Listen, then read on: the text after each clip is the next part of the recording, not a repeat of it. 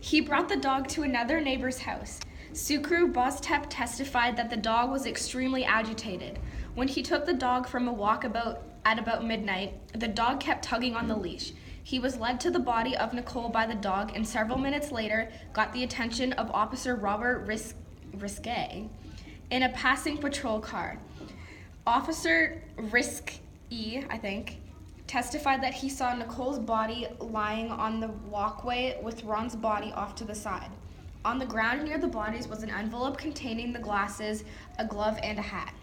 The evidence presented by the prosecution included DNA analysis proving that Nicole's blood was present on a pair of socks found in OJ's bedroom. The defense called Dr. Henry Lee to testify that the pattern of blood appeared it would have only been possible if the socks were not being worn when the stain was made. It also included DNA analysis on the blood in the Bronco, showing that this belonged to OJ, Nicole, and Ron. DNA analysis of the gloves again showed blood from both victims and OJ. The glove found at the crime scene was a match to the glove found on OJ's property. A size 12 bloody footprint, the same size as OJ's, made by a pair of shoes he allegedly owned, was found at the scene of the murders. Much of the evidence in the trial was discovered by LAPD detective Mark Furman. The defense discovered and played tapes of him making racist comments and using racial slurs. They introduced these tapes to hopefully make the jury question the credibility of his testimony. After the trial, Furman was convicted of perjury for lying on the stand when he asked if he had used the N-word in the last 10 years, and he was fired from the LAPD. When asked on the stand, did you plant or manufacture any evidence in this case, he chose not to answer, invoking his Fifth Amendment rights. One of the most famous parts of the prosecution's case is when they had OJ try on the gloves found at the crime scene.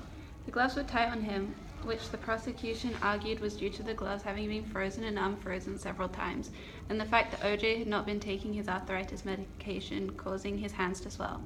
The glove had also been soaked in blood and was tried over a pair of latex gloves. Later on in the civil trial against OJ, former Vice President of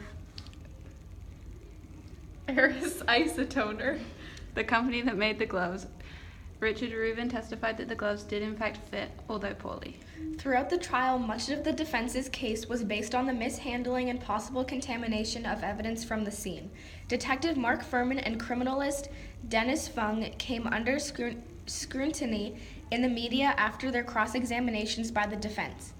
There were also accusations of the LAPD having planted evidence to incriminate OJ. One of their weaker points, however, was speculating that the murders could have been carried out by Colombian drug lords who were owed money by Nicole's friend Faye Resnick. They argued that the murders were carried out in a style commonly used by drug lords. On October 2nd, 1995, the jury acquitted OJ after only a few hours of deliberation. This is uncommon, as it usually takes days. The decision was announced on October 3rd, 1995. The president at the time, Bill Clinton, upped the security measures and prepared for riots over the verdict. An estimated 100 million people watched when the verdict was announced. In the years following OJ's acquittal, he also tried in a civil case. The 1997 case resulted in OJ being held responsible for the wrongful deaths of Ron Goldman and Nicole Brown Simpson. He ordered to pay $33.5 million in damages to the families. In 2007, OJ was involved in a Las Vegas robbery. He was convicted of kidnapping and robbery and was sentenced to 33 years in jail. This year, he is eligible to get out on parole. So, that's the case of the Juice Man. Do you think he did it?